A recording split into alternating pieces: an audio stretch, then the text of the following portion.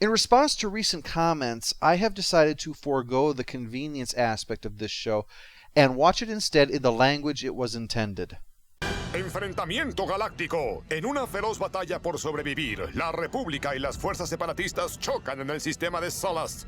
La asesina más hábil del Conde Dooku, Asajj Ventress, encabeza el feroz ataque.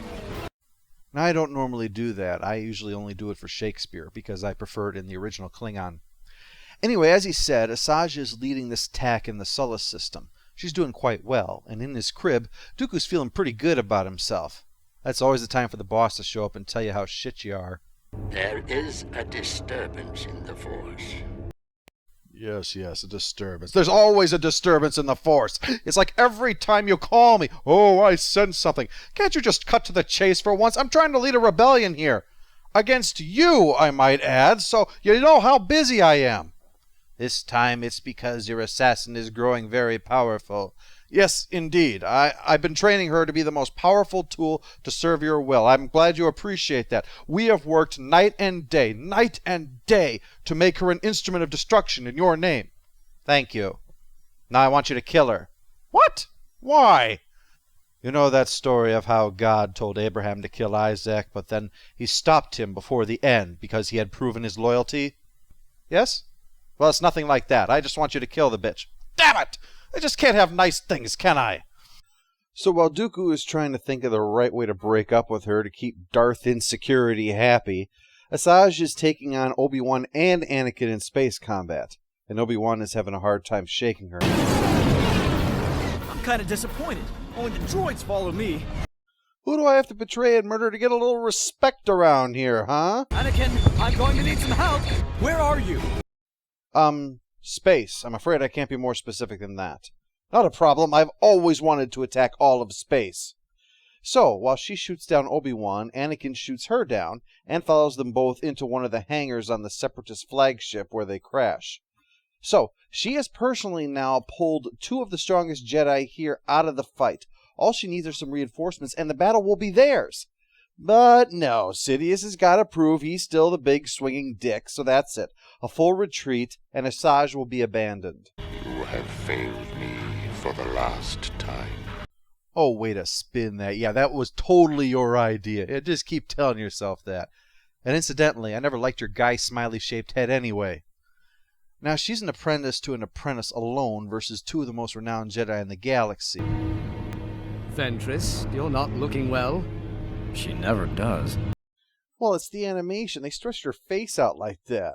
Made her look like some kind of llama or goat or something. You have failed, Ventress. Surrender.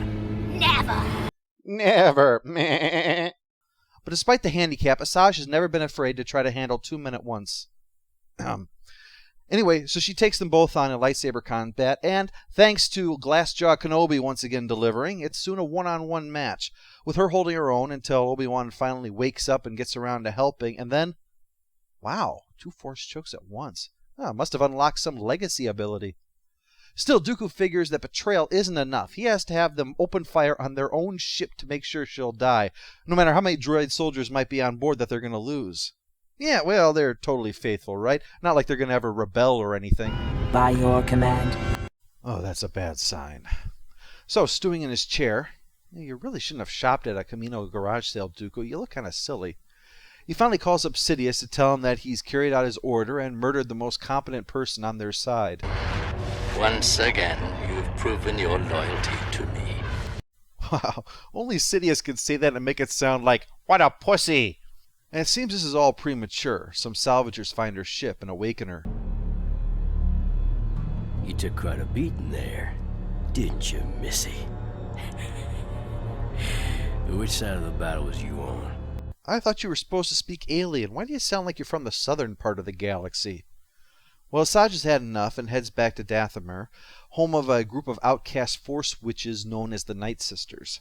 We find out that she was actually from here originally, and thanks to magic glowing waters, get her backstory, which I have decided I will share with you in verse.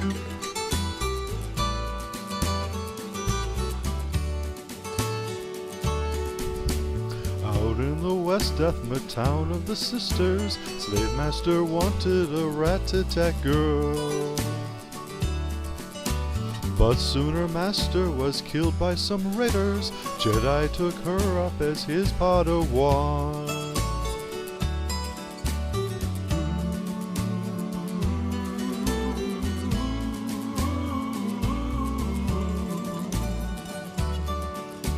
See the red blaster bolt come from the rifle. He feels the bullet go deep in his back. From out of nowhere, Asajj has found him. Taking his saber, she kneels by his side. Filled with a hate that the sniper will die for. One little kiss and Asajj. Goodbye.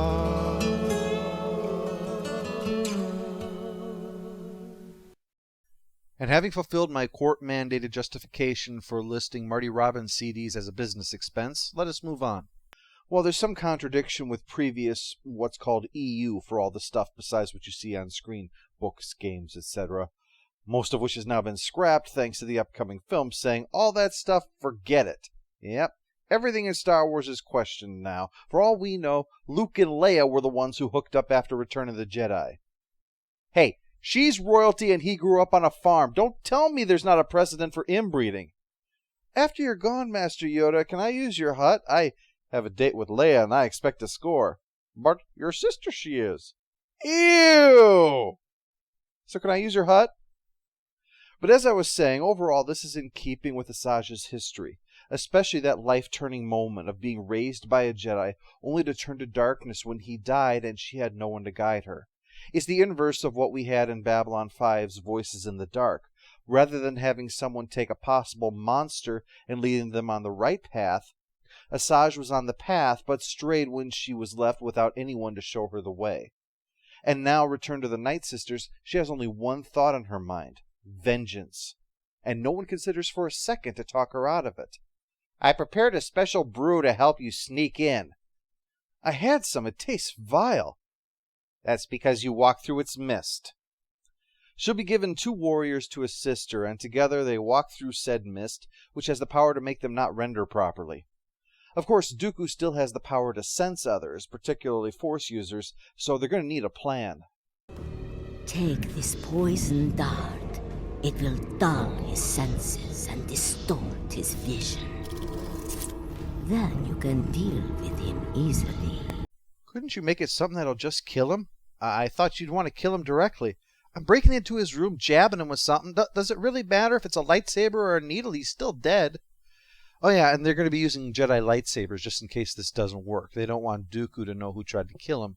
Probably a good idea. So they sneak into his lair, and we discover the Dark Lord himself, leader of the forces that make the galaxy tremble, in his pajamas.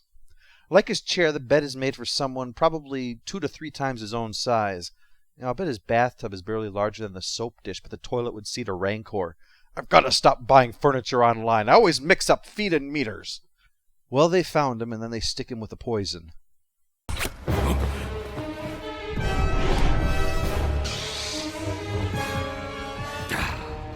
What sorcery is this? I know a snitch when I see one. Get out here now, Harry Potter. A lightsaber fight naturally breaks out, and despite being drugged and fighting shadows, Dooku's doing quite well, as the fight moves into what I'm betting is probably his closet. But soon he's worn down, and at last... Fooled you! And stay out! So the trio returns home in disgrace. But it seems like the Mother Superior Lady was planning for them to fail, because she contacts Dooku and says, Hey, heard a bunch of Jedi tried to kill you. Sure sucks that you don't have an assassin, huh? Oh, by the way, did I mention I'm holding a sale on assassins right now? Damn you and your rock-bottom prices, witch! So with that, the episode has now set up for part 2, and in that, we see how Asajj's life story is going to play into how the rest of this story plays out.